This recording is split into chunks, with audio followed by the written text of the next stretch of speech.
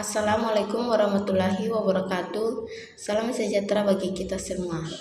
Perkenalkan, nama saya Krisnayanti Kesya Fatanda dengan NIM 2314010008 dari Universitas Indonesia Timur, Fakultas Ilmu Komputer, Program Studi Teknik Informatika.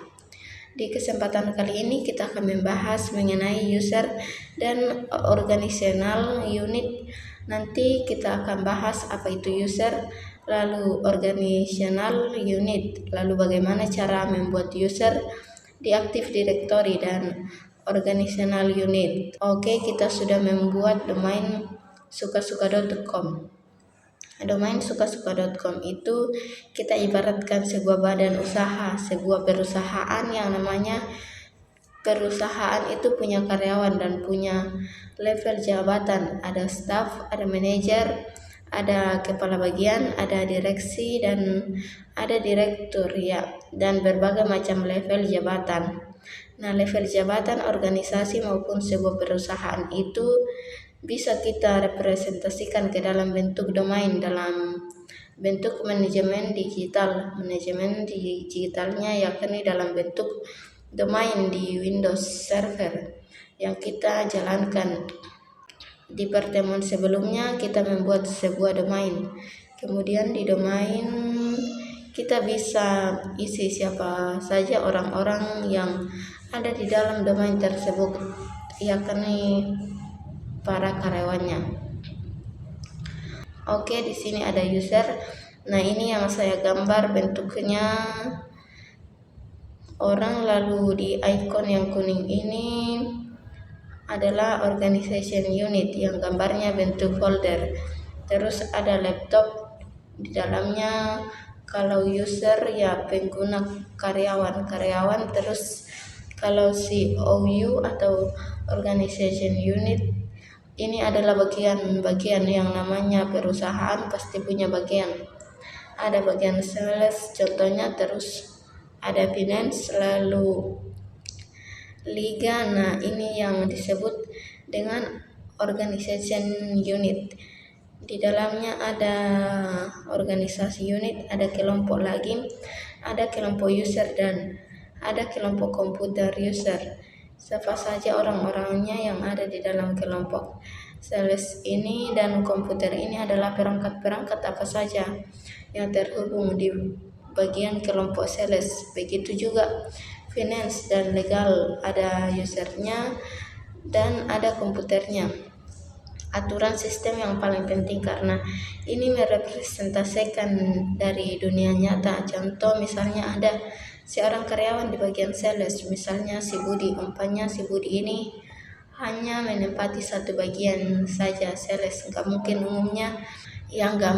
satu orang memiliki posisi lain, divisi yang lain. Si Budi ini bagian sales, tapi dia nggak bisa punya jabatan lain di bagian finance maupun bagian legal, dia hanya bisa di satu tempat saja. Nah, inilah salah satu contoh konsep utama dari OU atau organization unit, yakni satu orang hanya bisa menempati satu OU, satu organization unit saja. Oke, kita langsung praktek. Kita buka VirtualBox biar gampang. Oke, untuk networknya kita masuk ke bagian setting. Kita masih menggunakan seperti pertemuan sebelumnya, kita menggunakan network yang non DHCP ya. Jadi DHCP perangkatnya nanti kita akan dapatkan dari Diagnos Server, dari JKT Server 1. Oke, klik start. Begitu juga yang ini 2019 server ini networknya pastikan yang seperti ini. Oke, kita start. Oke, kita tunggu sampai dua-duanya login.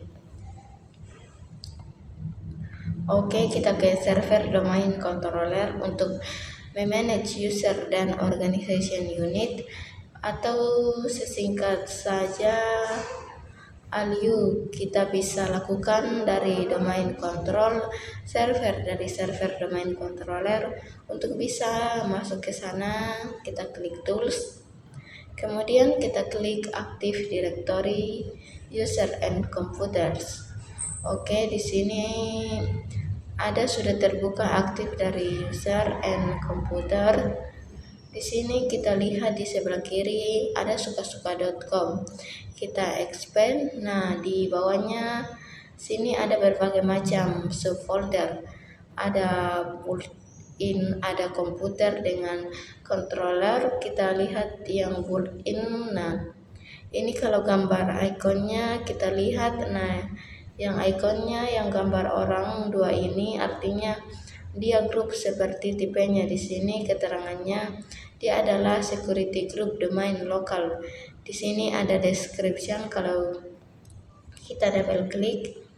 Nah, ini Anda bisa baca di sini member of Ice Look and Remote. Saya sarankan Anda explorer.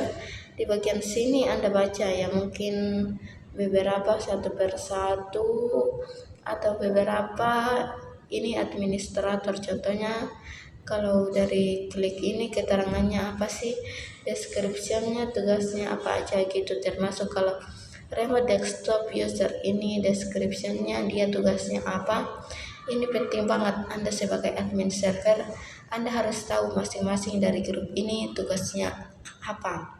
Nah, ini komputernya berangkat apa saja terhubung ke domain controller ini ya, kami CKT server 1. Ini server sebelah ini Win 101, ini klien yang pernah terhubung ke sini. Oke, kita lihat di domain controller. Domain controller ini CKT1. Nah, ini cuma satu, kemudian ada forex.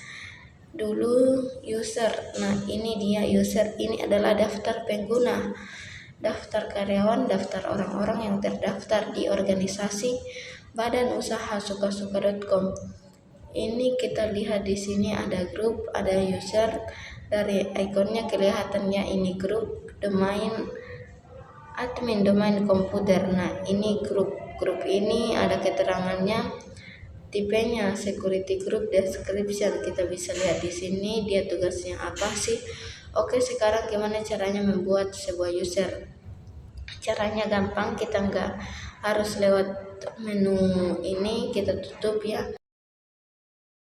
Bisa lewat tools, terus ada menu lagi namanya Active Directory Administrasi Center. Oke, kita bisa klik di sebelah kiri suka-suka lokal, terus ada user. Nah, ini kita bisa add user. Dari sini menambahkan user, membuat grup juga bisa, cuman saya nggak akan lakukan itu lewat sini karena ini tampilan baru ya. Kalau tampilan kita bisa menggunakan tampilan lama ya, di tools. Terus Active Directory user and computer, tampilannya lebih enak yang tampilan lama. Kalau di server lama, versi lama yang seperti inilah tampilannya. Oke, ini lebih enak dilihat buat saya. Oke, kita bisa tambahkan user baru di sini. Caranya gampang, klik aja di bagian user, kemudian klik icon yang ini create a new user in the current container, artinya kita akan membuat user baru di dalam kontainer yang ini, yang tempatnya ini folder user. Ini bisa klik kanan di sini, terus klik new, pilih new, terus user. Nah, ini kita bisa tambahkan apapun, mau komputer, kontak, grup, tapi untuk kali ini kita akan tambahkan user baru. Oke, kita tambahkan 6 karyawan di sini. Karena ini sebuah perusahaan, karyawan nama pertama, inisial, nama belakang, nama lengkap, user, logo, nama ini user logo name untuk nama sebuah Windows 2000. Oke, nanti saya akan jelaskan nama, misalnya Bambang inisial B. Kenapa B? Karena pertamanya Irawan Bambang, Irawan full name, nama lengkap Bambang B Irawan, kita ganti saja Bambang Irawan. Oke, user logo name, nah ini ketentuan ya, user logo nama ini umumnya di perusahaan. logo namanya itu nama lengkap seperti ini. Bambang Irawan umumnya seperti ini, tapi ada juga perusahaan lain yang menggunakan user logo name-nya itu yang unik, yakni menggunakan nomor induk karyawan, misalnya 88 sekian sekian. Nah, ini kenapa? Karena ini unik untuk menghindari orang yang namanya sama. Misalnya ada orang namanya Bambang Irawan juga, karena nama Bambang Irawan mungkin agak pasaran ya, sehingga kalau usernya kita kasih Bambang Irawan, kalau ada karyawan lain dengan nama yang sama yang bentrok, sehingga untuk mengakalinya ditambahkan Bambang Irawan 2 untuk Bambang Irawan yang lain. Kalau ada Bambang Irawan juga ya Bambang Irawan 3, 4, 5 dan seterusnya. Oke, tergantung ini ya posisi dari masing-masing perusahaan. Dari masing-masing perusahaan yang terhubung sama HR mungkin. Oke, contohnya gini. User logo name Bambang.Irawan, sebab kalau nick ya, kalau pakai nick untuk tutorial ini saya agak sulit hafal angka nick, jadi Bambang.Irawan saja. Oke, domainnya di sini suka-suka.com karena cuma satu domain. Oke, user logo name Pry Windows 18 yang namanya logo name itu nggak bisa panjang, nggak bisa lebih dari 15 karakter, sehingga harus disingkat. Tapi kalau saya in case kalau ada perangkat lama ya di perusahaan ini tidak ada perangkat lama, kita asumsikan perangkat baru di atas tahun 2000-an ya. Oke, kita biarkan saja seperti ini, kemudian klik next. Password, nah ini wajib kita harus membuat password untuk login tertentu. Password ada huruf besar, huruf kecil, sama angka, contohnya Jakarta 123. Jadi password ini rahasia 2023, F-nya besar ya, gampang aja. Oke, di sini ada ketentuan user must change password at text login, artinya si karyawan ini harus mengganti password sendiri pada saat dia login awal. Ini nggak perlu, biarkan saja. Lalu klik saja password never expired, artinya passwordnya tidak pernah expired, dan ini tergantung, sekali lagi bergantung pada kebijakan pool, kebijakan IT atau IT policy dari masing-masing perusahaan. Umumnya yang namanya perusahaan punya security policy bahwa yang namanya karyawan harus mengganti password tiap periode waktu tertentu, misalnya tiap 30 hari, tiap 60 hari, tiap 90 hari, meskipun pada dasarnya karyawan bebas mengganti password itu setiap saat. Ini untuk alasan security, tapi untuk kebutuhan kali ini kita contreng saja bagian passwordnya berekspor, jadi passwordnya tidak akan pernah expire. Oke, nah ini kondisi disable, artinya account ini bisa kita disable. Biasanya akun disable karena karyawannya sudah mengundurkan diri atau sudah tidak bekerja di perusahaan, jadi kita dihapus, tapi disable saja. Tapi nggak akan saya lakukan itu. Saya klik saja password never expired, klik next. Oke, kalau passwordnya sudah benar, ini informasi nama lengkap Bambang Irawan, user logo name Bambang.Irawan @sukasuka.com, passwordnya tidak pernah expired, klik finish. Jadi satu user gampang ya. Oke, sekarang saya coba tambahkan lagi beberapa user. Oke, saya tambahkan beberapa nama di bawah ini. Saya coba urutkan di sini tipenya. Jadi kita tahu yang namanya user itu siapa aja. Nah, user administrator ini user bawaan dari Windows Server. Oke, kemudian ada Bambang Irawan yang tadi saya bikin. Kalau kita double klik, kita bisa lihat general information umum, nama depan Bambang, nama belakang Irawan, inisial BI, display name. Ya, ini nama yang ditampilkan secara umum. Nama lengkapnya kita bisa isi lagi deskripsinya, yang ini misalnya si Bambang ini bisa saja divisi legal atau informasi jabatan, misalnya manajer legal. Bisa aja kita office, misalnya Jakarta, alamatnya sekian-sekian gitu, terus nomor telepon, alamat email, webpage. Dia apakah ini kita bisa isi sesuka kita, bisa sesuai dengan kebutuhan. Ada address, nah ini alamat, dia alamat tempat tinggal, kotanya, provinsi, kode pos negara. Kemudian akun, kita bisa lihat ini username, ya akun tadi yang kita buat tadi. Opsionalnya di sini user bisa mengganti passwordnya. Passwordnya tidak pernah expired. Nah, dan akun expirednya kita bisa set. Kita bisa set akun expirednya mau dia berakhir kapan. Apabila misalnya si Bambang ini karyawan kontraknya, dia kontraknya habis kapan, kita bisa set mungkin bulan Desember tanggal 31 akhir kontrak.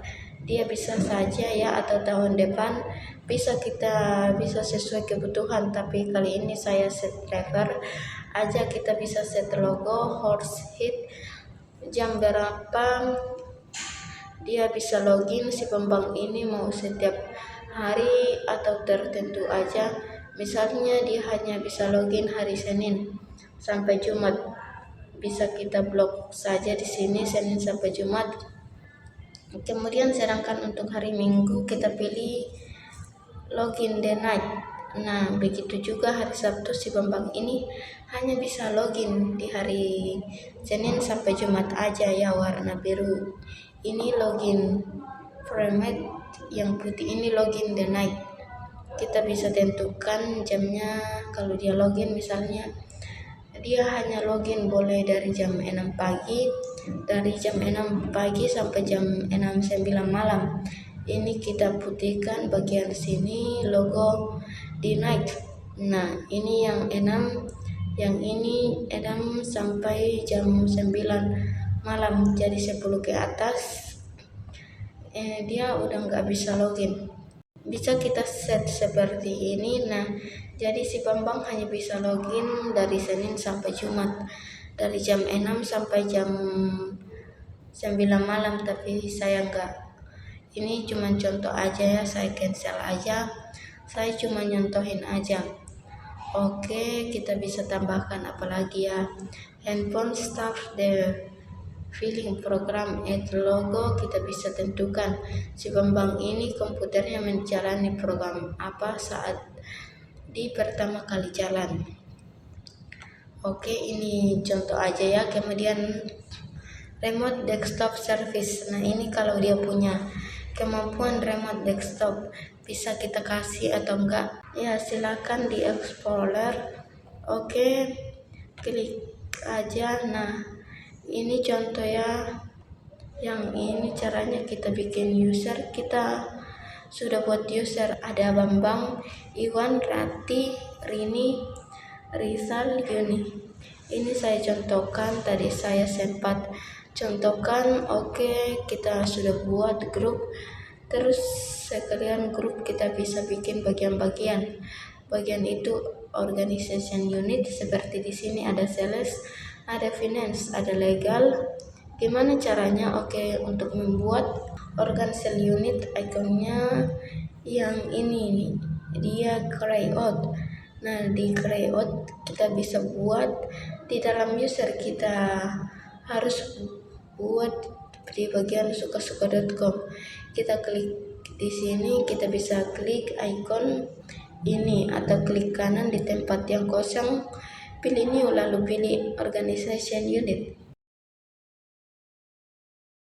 Pilih aja. Ini sekarang nama organization unit misalnya sales. Oke, sales kita kasih nama sales di sini. Ada yang bisa dicontreng, option bisa dicontreng, protect container kita bisa melindungi. Spasi unit ini nggak bisa dihapus sebab ada kasus zaman dulu yang ini kalau cerita zaman dulu banget sebelum ada fitur proteksi seperti ini, ada admin yang nggak sengaja menghapus organisasi unit, sekali dihapus yang nggak bisa di restore, akibatnya semua karyawan, daftar karyawan yang ada di dalam organisasinya cuma 5 atau 6 bisa tambah lagi, tapi kalau ada 100 orang itu kerjaannya berat banget. Jadi ini dicontreng untuk melindungi supaya kalau kita nggak sengaja mau menghapus si sales ini. Oke, klik oke. Jadi kalau kita klik kanan terus kita delete, kita bisa, kamu tidak punya sufficient file lagi, kamu tidak punya file lagi yang cukup untuk menghapus OU sales ini karena dilindungi dari accidental deletion atau penghapusan yang tidak disengaja. Oke, jadi proteksi yang bagus banget ya. Oke, kita sudah bikin sales. Terus gimana cara masukin orang di dalam sales ini? Gampang, kita bisa bikin baru, kita bisa bikin orang yang baru di sini. User yang baru, klik new, terus user. Nah, udah kita bikin aja seperti biasa, atau kita bisa masukkan user yang sudah ada ke dalam user. Ini caranya di bagian user, klik salah satu user yang mau kita masukkan, kemudian kita klik kanan, terus kita klik move.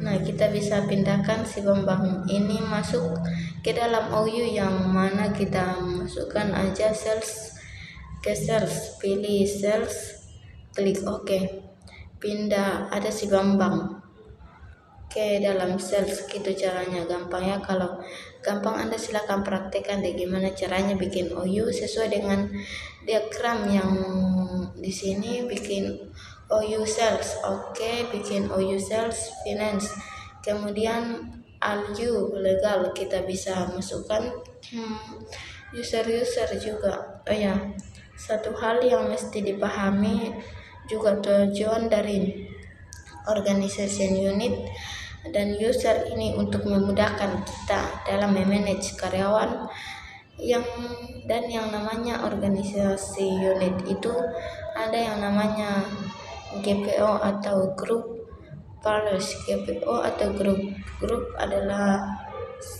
sebuah aturan, sebuah kebijakan yang mengatur berbagai macam kebijakan yang ada untuk masing-masing user, masing-masing OU dan masing-masing grup.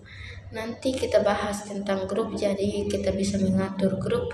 Kita bisa atur sebuah file, misalnya di setiap karyawan kan punya perangkat yang baik laptop maupun desktop. Gimana caranya supaya karyawan itu gak bisa sembarang mengubah wallpaper di desktop itu gak bisa diubah sembarangan. Jadi wallpapernya itu sudah ditentukan oleh server. Ada caranya, jadi ada caranya sebenarnya di grup policy bahwa user tidak bisa mengubah wallpaper, dan itu bisa kita terapkan ke semua karyawan, atau kita bisa terapkan ke bagian outer tertentu. Misalnya mengubah wallpaper, kita bisa terapkan saja di sini legal di GPO-nya, di bagian legal. Ya udah, berarti hanya bisa diterapkan di bagian legal saja, di finance dan sales, tidak terpengaruh ke grup post. Objek ini hanya berlaku di Oke, kita bisa lakukan grup, kita bisa terapkan GPO ini gak cuma di OU saja, tapi ke semua, bisa juga ke semua domain. Tapi itu nanti saya akan bahas. Sekarang itu cuma selayang pandang aja bahwa kita bisa terapnya yang namanya parsi itu user tertentu, semua user atau semua OU atau OU tertentu saja. Oke, sekarang kita sudah punya user namanya ini Rizal Yuni. Ini namanya Rizal, Yuni, Iwan, Rati, dan Bambang. Mereka bisa login ke domain. Kita bisa kembali ke VirtualBox. Oke, di sini ada Windows 10. Windows 10 ini secara setting network non DHCP. Oke, udah sip. Sekarang kita coba jalankan. Oke, ini belum join domain. Jadi untuk bisa login ke domain seperti yang sudah kita pelajari sebelumnya. Oke, saya lupa passwordnya. Oke, sebelum login ke domain perangkat ini harus join domain dulu. Ini sebenarnya sudah pernah join tapi saya join lagi. Oke, kita join domain aja dulu ya, udah tahu caranya kan. Oke, kita masuk ke komputer. Nah, seperti ini biasa domain sukasuka.com.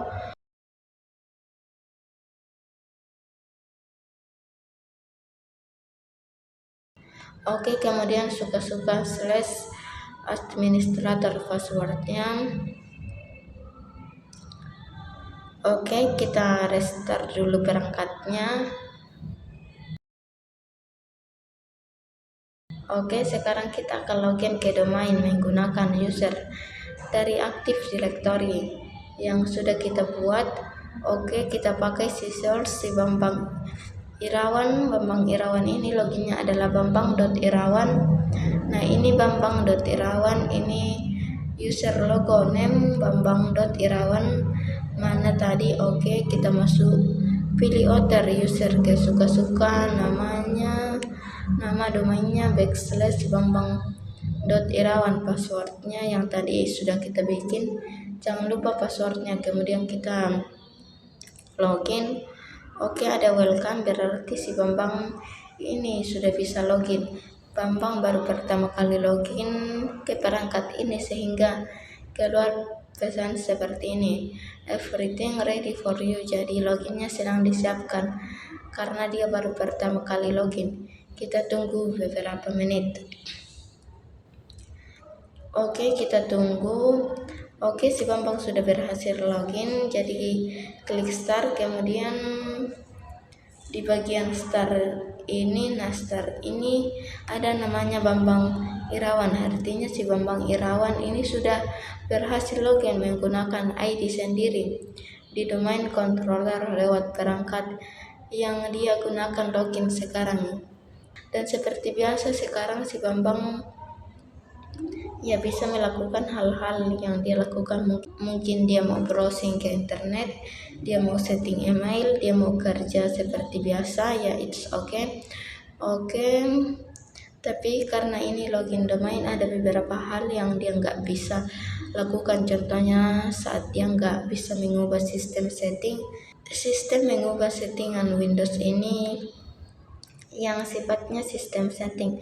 Contohnya register editor, kalau misalnya dia buka kemudian dia menambahkan Q gitu nggak bisa, cannot create error writing to register, dia nggak bisa melakukan perubahan yang sifatnya sistematik, merubah setting sifatnya sistem di Windows ini nggak bisa. Hanya administrator, hanya user dengan kredensial administrator, bahkan dia masuk ke advanced system setting, dia akan ditanya passwordnya apa.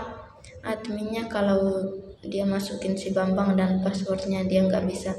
Request evaluation artinya dia butuh level yang lebih tinggi untuk melakukan perubahan di sistem ini. Kalau mau bisa gimana ya, harus pakai akun administrator bawaan Windows ini apabila dia disetting, apabila akuntansi sudah disetting, atau kita gunakan akun dari domain suka-suka, akun administrator dari domain controller, contohnya si administrator. Kemudian baru dia bisa. Nah, Itulah pentingnya sistem admin.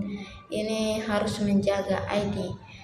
Dia login ID dan passwordnya sistem dia supaya jangan bocor kemana-mana, jangan sampai kesebar ke karyawan lain, ke orang yang tidak berwenang, tidak berkepentingan, sehingga dia bisa ubah settingan sistem dia sendiri. Itu akibatnya karena password bocor, karyawan bisa mengubah sistem setting di laptopnya sendiri yang melanggar. Oke, jadi demikianlah caranya. Tadi kita sudah setting user and ALU atau organisasi sosial unit. Oke, jadi demikianlah caranya. Tadi kita sudah setting user and OU atau organisasi unit dari domain controller. Tadi sudah buat user baru, beberapa user baru, dan kita buat salah satu OU atau organization unit. Ini contoh yang simple aja, yang sederhana. Kalau Anda mau explorer silakan lebih dalam lagi ya, dan bagusnya silakan Anda praktek. Oke, berarti di kesempatan kali ini kita sudah bahas mengenai user and organization unit di Windows Server 2019. Oke, kalau begitu mohon maaf apabila ada kekurangan. Sekian dan terima kasih.